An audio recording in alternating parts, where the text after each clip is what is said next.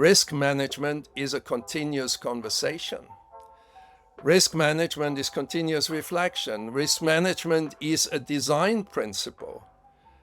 A design principle for organizations to be able to take whatever shock comes around the corner. And not only to take the shock, but being able to get better through these shocks. So taking risk and taking shock and taking disruption as the gym of healthy organizations. We are also living in a world which was never that interconnected.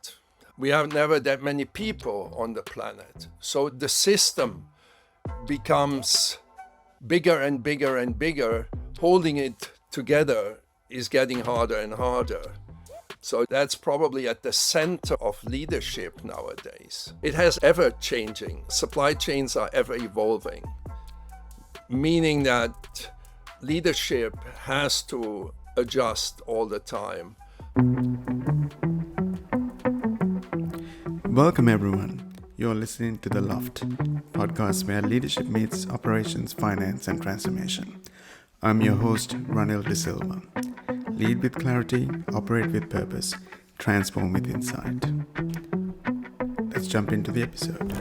What if the systems that quietly power the world suddenly stop working? In today's episode, Leadership in Global Supply Chain Management, we step into the engine room of global economy, where leaders are navigating complexity across systems that connect countries, industries, and billions of people. Supply chains are no longer back-office operations. They are strategic, interconnected networks where a single disruption can ripple across the world, and leading them requires a completely different mindset. I'm joined by Wolfgang Lehmacher, former CEO of Geopolitics International and head of supply chain and transportation industries at the World Economic Forum, and a leader who has spent decades shaping global logistics and supply chain at scale. Today, he advises corporates, governments, and investors on how to navigate complexity, resilience, and digital transformation in an increasingly unpredictable world. What sets Wolfgang apart is how he sees the system, not as a series of processes, but a critical infrastructure that drives economies, sustainability, and global stability. This is a conversation about real leadership at scale, how to build resilience, manage disruption, and orchestrate systems. Because in today's world, leadership isn't about managing the chain, it's about understanding the system. Wolfgang, welcome to the L.O.F.T. Thank you for the invitation, Ranil. Good to be here. Great. You're a well-renowned leader in the supply chain space, and you've had CEO positions in the past in large organizations. And also you were at the World Economic Forum for a long time in a supply chain leadership role. Tell us how you started your journey in supply chain and how did you get into leadership? I joined supply chain and logistics because I was interested in the world and how things are moving and are connected. And that's based on my long experience also the best place to be for exploring these kind of miracles which we sometimes see. How did I end up in leadership? I like to work with people. And it was not me climbing the ladder, it was very often others pushing me up. That's a great story about people and how you got into leadership. So tell us, how did you end up in Hong Kong? In 2005, my boss asked me to develop this part of the world and find partners. And I looked at the map, and Hong Kong was the central place where in 2 to 3 hours I could be everywhere people wanted me to be. So that's exciting, being on the other side of the world. So being based in Hong Kong, but you have global clients, how are you managing the time zone differences and the challenges of when we go to bed, you wake up, and when you go to bed, we wake up? How is that working? When you're doing this over a certain period of time, you are just going with the needs and not with the clock. Meaning when I get on a plane, I am moving already into the destination time zone. It worked always well for me. And it doesn't give me this conversation with myself, oh, it's 1 o'clock in the morning and the meeting starts in 30 minutes. It's already 8 in the morning and the meeting starts in 30 minutes. It's very challenging times in the supply chain environment in the current context. We see quite a lot of challenges in the Middle East. in Europe, in Latin America. How is the current environment shaping up the global supply chain? The current environment is shaping supply chains. Supply chains face pressures, limitations, constraints like never before. Luckily, we have also more means than ever before. That helps for those who use the means, the technology, the knowledge, etc. The main factors shaping supply chains is, of course, geopolitics, national foreign policies. Everybody is aware of the situation. Second, there are also limitations what the planet can take. So we are facing also more and more natural disasters and risks we have not seen or were not forced to put into the equation before in terms of magnitude and frequency. We see also the accelerating, I think we have seen that since mankind started inventing things, but technology is accelerating, the development of technology is accelerating every day. But now we have such a base of technology that the aggregation is a constraint, but also an opportunity in itself. And I also believe that the way society has evolved, customer expectations and employee expectations, is a factor which is highly, highly important. The last 5 to 10 years has been extremely difficult for the supply chain space. When you think about only about 5-6 years ago, we had COVID. Now we have significant political and critical conflicts that's happening in the Middle East and Europe that's significantly impacting the supply chain space. How are leaders navigating through this difficult environment? We are also living in a world which was never that interconnected.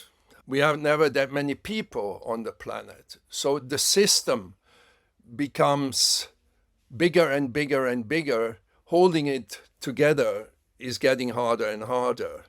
So that's probably at the center of leadership nowadays. So is it correct to say that looking back a decade ago, supply chain is significantly changing now and the leaders have to adapt? It has ever changing. Supply chains are ever evolving, meaning that leadership has to adjust all the time. I just spoke with somebody yesterday who asked me, how has your business changed? And I said, tremendously. If we go back 10 years, these are the pre-COVID days. I had to travel 5,000 miles, 8,000 miles to meet people, go from conference to conference, collect business cards, then write emails. Then we got into the COVID era. Suddenly we were much more focused on the internet, social media, finding people there, and then reach out through WhatsApp, Telegram, whatever, you name it. And people were in fact forced to be more responsive. Things got much faster, much more digital. And that had, of course, a tremendous impact on rates, on fees, on cost. So everything got easier, cheaper, but also on the revenue side, of course, things got under pressure. And now we are not even looking ourselves. I can generate my own agents. The agent checks who are the best people to talk to and dials even the phone for me. It has certainly increased, in particular last year, because of the massive increase of constraints. We need to have much more options. So resilience is about optionality, meaning you're dealing with more locations, you're dealing with higher inventory, you're dealing with more connections, you're dealing with more people, and all that more needs to be managed. And that has put a lot of complexity into the system. I mean, talking about complexity, when you think about, especially in the last 12 months, tariffs have been changing on a daily basis. And then there's been lots of talks about localizing the manufacturing sectors, not only in the US, but also in Europe. So that's really adding on to the complexity of supply chain, isn't it? I have always been an advocate that this is not something which happens easily. Yeah. This is probably also reflected in the massive effort the US administration puts into it to get it finally moved. The challenge is that supply chain find always their ways to the optimal point. And the optimal point is maybe not where the government wants it to be.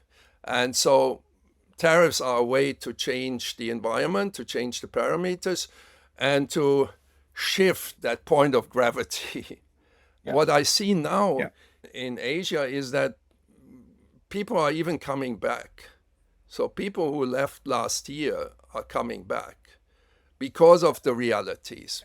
And the reality is not only determined by tariffs, it's determined by talent, infrastructure, ecosystems.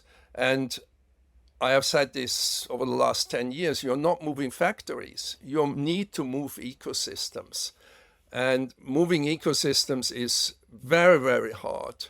I worked with the Latin American government about over 10 years ago. They were very strong in one sector, automotive. They wanted to be strong in other sector, let's say electronics. They have engineers, but they don't have the right engineers. They have a logistics system, but they don't have the right logistics systems. And this makes it very, very hard. So this supply chain, which we see today, is the result of 50 years of construction, natural constructions, thousands, 10,000s, 100,000s of actors, millions of decisions that have been taken and shaped the supply chain. And it's not one decision that will then reverse what we have built. It may take another 25 years if we are consistently driving it towards that direction. Wolfgang, you talked about risk and resilience. It's constant change in the current environment at the moment. And how do you plan for these risks as a leadership group? There was this idea 20 years ago that we need as a board to have a focus on risk. And how was it operationalized that at least in one meeting of the year, people spoke about risk? I'm saying that not to say that the people don't care about risk. They care a lot about risk. But risk is not a one-off discussion or one planning exercise. Risk management is a continuous conversation. Risk management is continuous reflection. Risk management is a design principle for organizations to be able to take whatever shock comes around the corner. And not only to take the shock, but being able to get better through these shocks. So taking risk and taking shock and taking disruption as the gym of healthy organizations. So what's the difference between an organization that actually manages risk well and organizations that struggles with it? 3 factors stand out for me. The one is people. You need to be agile in your mind and in your toolbox as a human being to be able to act to new situations. So quality of people with a mindset that is resilient in itself is one factor. The second factor is technology. We hear a lot about digital twins, and for me, digital twinning is the technological holy grail to resilience. If I know first how my operations look like, I can calculate my options. I know where my stock is, where is none, where should I move. When I on top can, to a certain extent, digitally twin my environment, my ecosystem I'm operating in, and see it coming before anybody else, so get early warning signals, I can pre-position and prepare for for events. So the technology plays a big, big part. And the leading companies have now a good grip. And good doesn't mean 100%. Good means maybe 50% or 60 or 70% on their operations, but good enough to be able to see what they can do. And if you have the technology that gives you a picture, that gives you recommendations, you have the people that can interpret, assess these recommendations and make decisions. The third thing what you need is governance. If we run a company in a 1990s style, command and control, gatekeeping, then I don't need the technology and I don't need the people. If they have to go up the ladder and ask everyone, can we do something about this disruption? It's usually too late then to make the decision and you just suffer from the hit instead of pre-position what I mentioned before. You spoke about people, technology, and governance. I hear a lot of leaders talk about people and technology, but I hardly hear the word governance. So when you say governance, what do you actually mean by that? At the center of governance for me is quality decisions. And this has to do with organizational structures and processes. So this is what makes good governance for me is the people that know are allowed, empowered to make the decisions. And after the decisions were made, then there needs to be a process to review the decision and say, well, we could have done better. And I prefer this than taking no decision and being a non-resilient business. So we're going to take a short break at the L.O.F.T. When we come back, we're going to discuss more around AI and digital and how that's shaping supply chain. So see you shortly. We are taking a short break at the L.O.F.T. If you are enjoying this episode, please go online, like us, follow us, and subscribe at theloft.club.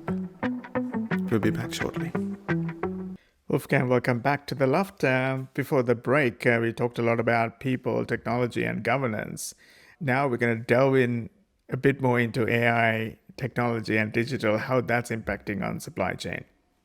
It is empowering the supply chain sector. It gives people new tools. We could even say that dispatchers become astronauts. They are now sitting in their space shuttle and maneuvering an amount of trucks they have never been able to dispatch or to put into service. So it's amazing. There is a lot of data, a lot of simulation. Just imagine you come into the office or into your space shuttle and then there comes the message and Tom and Mary are sick. So this was a major headache in the old days. So now you put a prompt into your system and say, Tom and Mary are sick. Please replan. 3 minutes later, you have totally new run sheets. The warehouse gets new instruction. It's all shifted around. Drivers get new instructions and everything is fine. Imagine that. Imagine that. That is a crazy world we live in now, isn't it? Yeah, it's a crazy world for those that don't use the space shuttle. I have to say, technology is significantly changing the supply chain world. If you think about warehousing, now you have all the robotics doing all the work. Now you have autonomous trucks and vessels. I mean, that's going to change the logistics and supply chain entirely going forward. So how are you advising clients on using technology and moving into this new AI capabilities and robotics that's available in supply chain? Clients, I always say they have to go with the flow. If automation comes, they have to use it. If they have a business case for it, of course.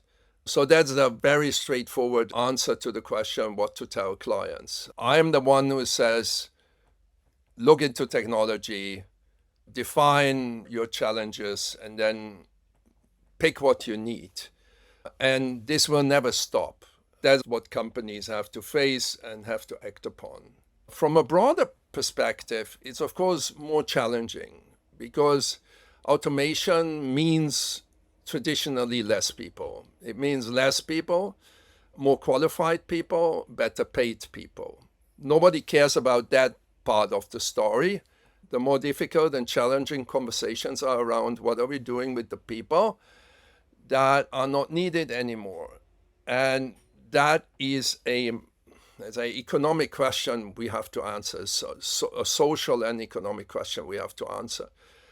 The companies can do something, but they cannot just keep people because of their social responsibility, but put themselves out of business.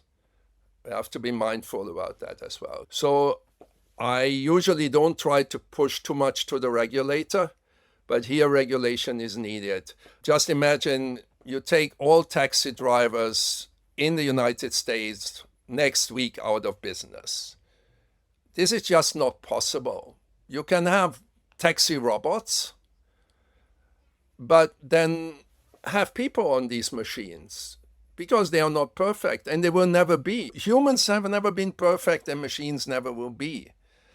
At least when they get older, they get also some defects, some flaws become obvious. So this is how I see the challenge. I see another big challenge in this whole development of AI and robotics, which is how can young people gain their knowledge if there are no entry jobs anymore, right? Filing is not a very exciting task and job, but when I filed stuff in my early days, I looked from time to time at what I was filing, right? And you learn, right? And these entry jobs will be gradually reduced. And we may need to keep some, or we need to create simulators to enable our young people and generations to learn. So these are just some reflections on a big topic. Maybe another two, if I speak about leadership, I speak very often about necessary downtime, and filing is downtime. And even leaders sometimes file something, and that gives them a mental break. And that leads to the second point, which is that the leadership position will be much more demanding. So before, you could trust your people. I always trusted my people. I recruited them because they knew what they were doing. So now you have to supervise the machine. That's a challenge, which means as well, and it came just yesterday to me that I thought, wow, I was a people manager and people was my superpower. If I have less and less people, I also have to become in my mindset more operational because I have to understand the operations better if I want to supervise a machine. These are the questions we have really to tackle. You're raising an interesting point, Wolfgang, but this is going to be interesting, especially for young professionals. If you don't have those roles, the entry-level roles or mid-level roles, how are you going to grow into becoming a supply chain leader? Because you're not getting the fundamentals and basics of supply chain through your early career. And this is a real challenge. That's the point. In addition, if you have no people around, how can you become a leader? What are you leading?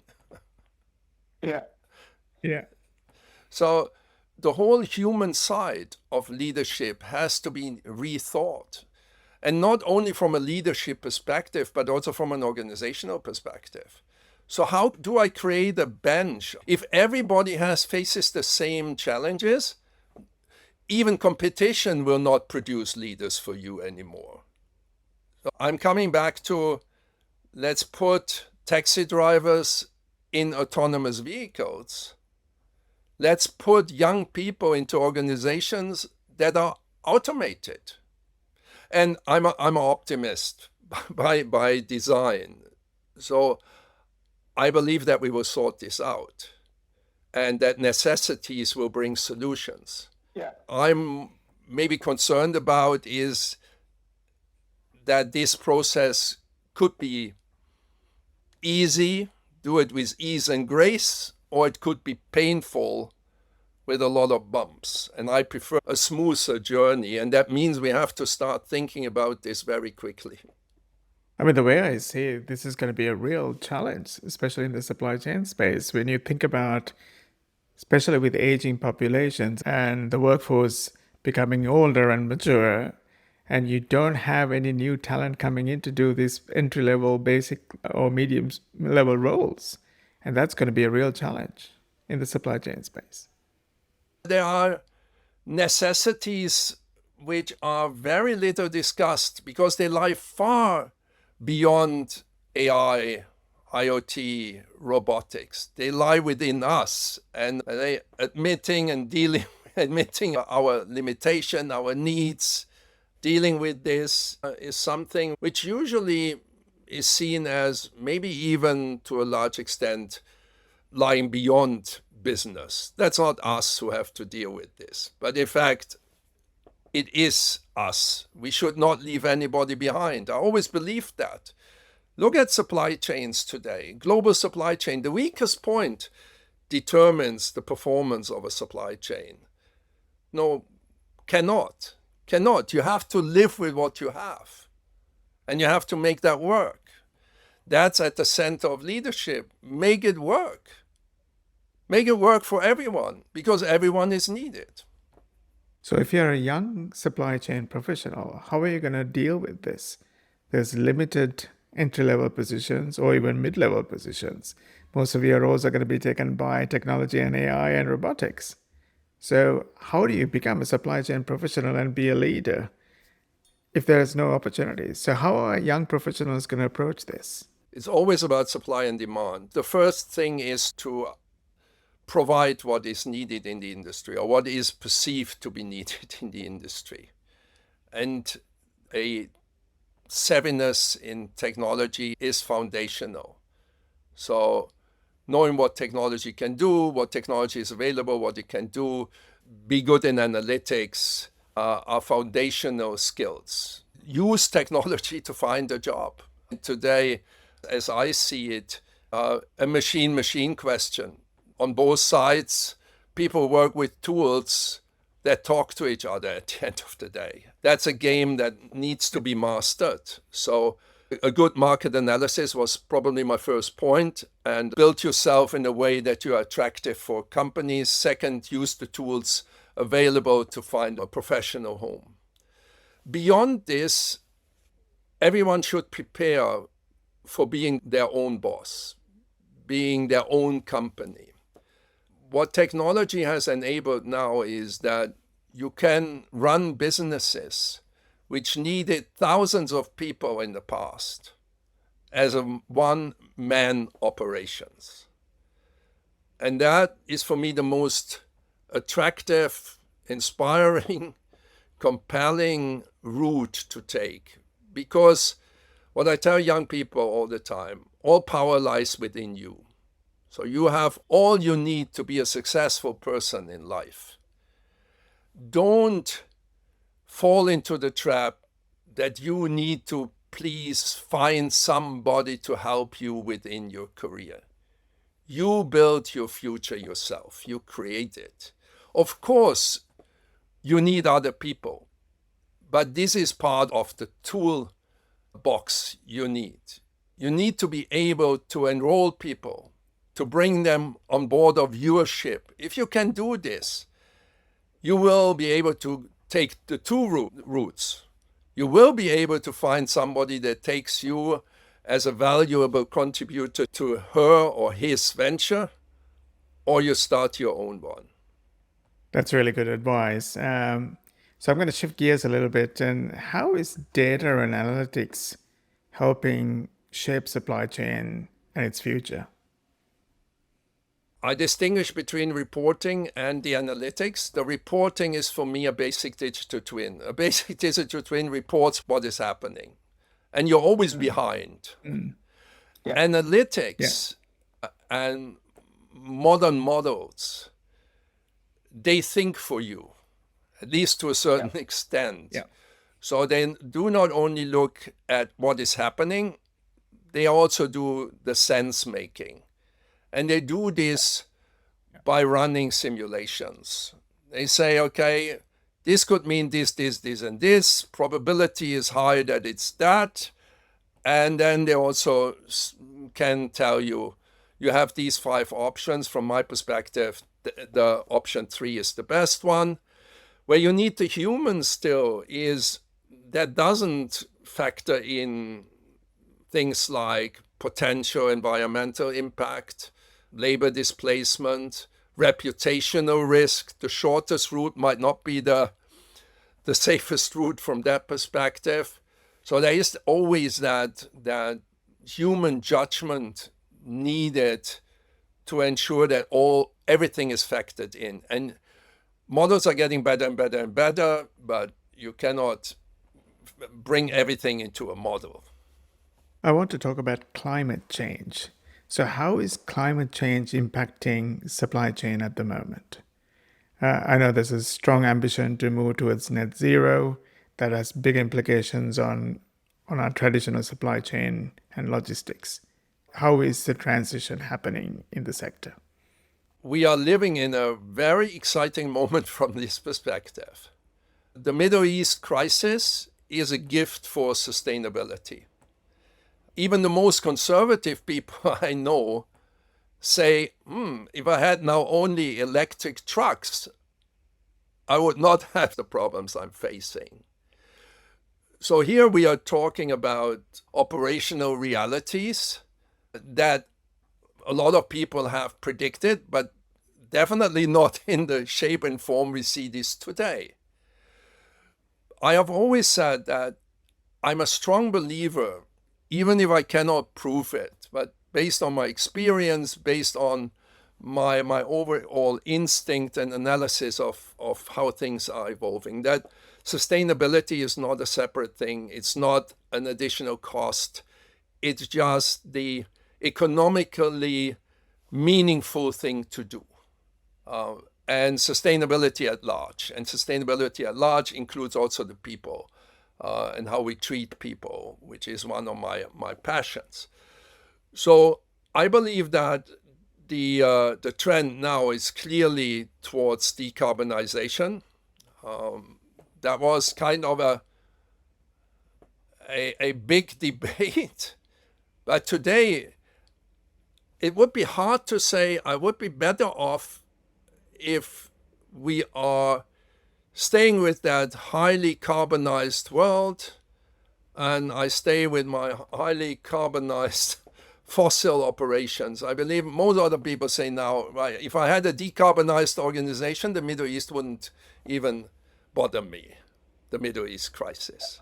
So, and what is also an interesting thing in life is if it starts somewhere, people start taking that as the baseline. So decarbonization becomes a must because I don't want to go through that again.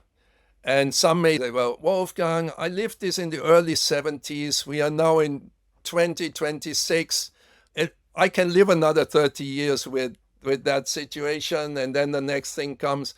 We have an acceleration of events, and I would not make that bet.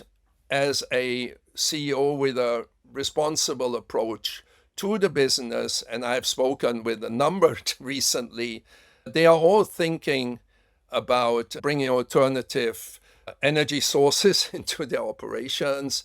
As a responsible CEO, I would, from a risk mitigation point of view, work now on making my operations cleaner.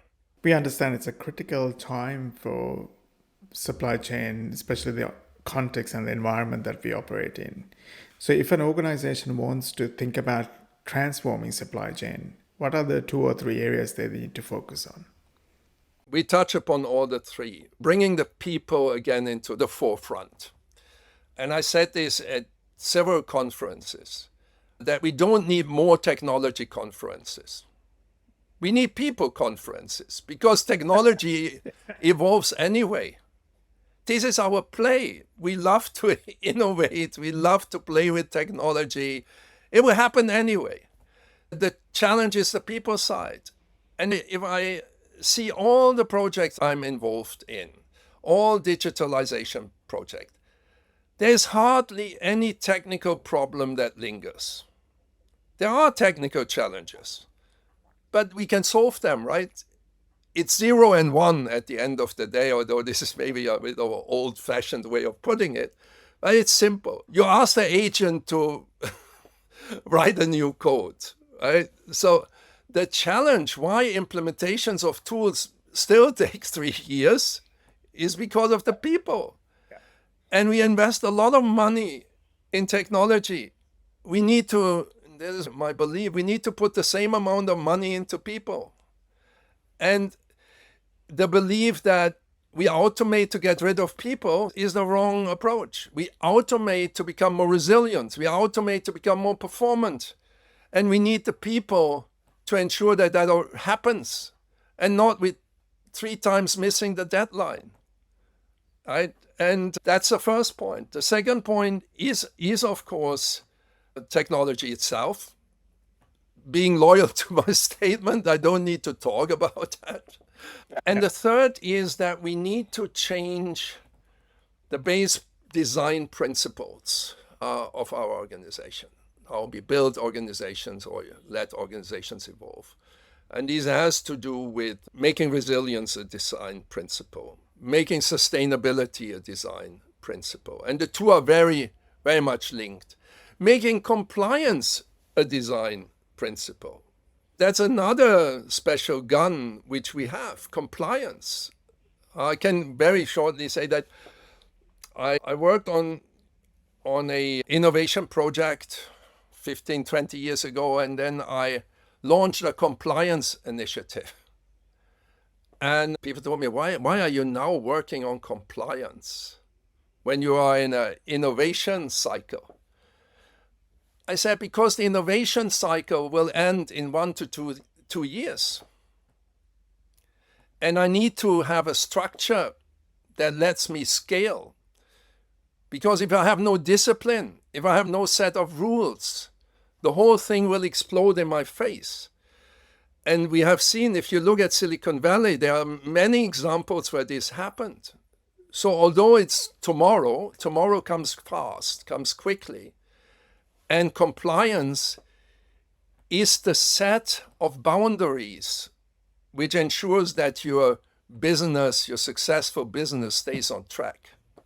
That's really good advice. You talked a lot about putting people on top, then technology, and then governance in the supply chain space. But I want to ask you 2 specific questions before we wrap up our interview. The first one's around localization and local sourcing. And what do you think about that? I'm an advocate of a circular economy, so closed loop supply chains, but I'm not religious about it. So meaning always as a principle. That's why I don't like the reshoring, nearshoring, friendshoring discussion. And I wrote an article in Nikkei about this. It's about right shoring. It's not because somebody wants that I bring everything home. I do that as a responsible business person. As a responsible business person, I do what my business and the people that work in that business need. So that's for me the guiding principle. So wherever I can localize, I do localize. And I believe that there is the wrong perception that supply chain people, they love to make supply chains longer. They hate to make supply chains longer because it is much harder to run a long supply chain than a short supply chain. But there are reasons why they are, and we don't need to go there again, but there are reasons why they are long. But if they're only long, I carry so much risk in my operations. So by definition, I want to have a lot of localization. I want to have a lot of closed loops. I want to have a lot of localized systems. And this is, when we come to design, Another line I'm following consistently is build distributed, federated systems. We were never before in a position to run highly decentralized, distributed, federated systems, thanks to technology. So let's build it. And yeah, the challenge lies, we need to build new ecosystems. We need to build new logistics systems. We need to have a local educational system that gives us enough people to work with. Coming back to the old Steve Jobs, Obama discussion where Steve Jobs said, if I had the people in the US, I would produce in the US. But I cannot find that many engineers. It's as simple as that. And this brings us to the whole, maybe another super weapon, which is system thinking. The world is interconnected. Yeah. It's a system. It's multi-layered. We have created a very diverse, you mentioned complex world. We have so many options. Everything needs everything. That's also why we need long supply chains, because at the level we are operating, at the level of sophistication we are operating, we have also a need for centers of excellence and specialization, which are usually not created. They emerge. We had the Thailand hard disks. We have medical gloves in Malaysia. We have LCD in Korea and Japan. We have these centers of excellence, right? We have the special technology for the super chips in the Netherlands. And it's not that the Netherlands said we build now this excellence center. They have emerged. They are needed, they are connected. So yes, I can bring this all back. I can bring everything back. Maybe nobody can buy it anymore because it's too expensive. And definitely the quality will not be as it is today. So if we want to live and continue our life on the level of sophistication, quality, comfort we have today, we need to abandon the illusion of total localization. I'm hearing a lot these days that it's not supply chains anymore. It's actually supply networks. So gone are the days of supply chains. So that's interesting. It's a system of chains. So we are coming to the end of the podcast, but I have one last question for you, Wolfgang. Are you working on any fun projects these days? Anything that's exciting you? I only work on fun projects. That's a secret of success. If you work on fun projects, you are more productive, you are more motivated, you have a higher chance to bring them over the finish line. My biggest fun project in the context of what we have discussed, there is one on reverse logistics and circular economy, but the big one is operational data sharing. And when we think about operational data sharing, that means where's my inventory, where's my truck, where is whatever I move. And when we think about this, a lot of people think again about technology. But technology is definitely not the problem in the way of data sharing. It's people. So what I'm working on here is the Virtual Watchtower project, led by RISE, with Research Institutes of Sweden, VTT, the equivalent in Finland, Taltech in Estonia, A-Star in Singapore. So Research Institute led, and we are building an ecosystem. So it's ecosystem innovation. And I believe we need much more ecosystem innovation. Bring together and create an idea or pick a challenge that concerns many people, that can create excitement in terms of when we fix it, this will be wonderful. And then mobilize a lot of energy, which is a leadership team, to enroll people, get them on board, and create a group of people that have to pick a technology, that have to pick a solution, but they don't even need to develop it themselves. There's so much available. This is a fun project. We started this 4 years ago. We have now over 70 partners, including in the founding group, we're PSA in Singapore. In one advisory group, we had MSC, so really large players, Ericsson, Scania, etc., H&M. So this is fun because you see that even big companies can be super innovative, right? And we can get something done together, despite probably commercial incentives that are not fully aligned with what we are doing there. But I see that if the potential future we are working towards is compelling enough, incentives will be adjusted, because there's always that, oh, the incentives are misaligned, that's why it will not work. It's not true. If the project, the vision, the outcome is compelling, incentives will be adjusted. We are not driving business by incentives. We're driving business by ideas, visions, and then we put the incentives in place to get there. That sounds very exciting. Looking forward to hearing more about it. But we are coming to the end of the L.O.F.T. Wolfgang, thank you so much for joining us today. Very insightful. I had a great time speaking with you. Thanks again for joining the L.O.F.T. Thanks again for inviting me. Very good conversation. Good questions. Thank you. Thank you so much. Here are the 3 key takeaways from today's episode. First takeaway. Resilience requires people, technology, and governance. While most leaders focus on people and tech, governance is the overlooked pillar.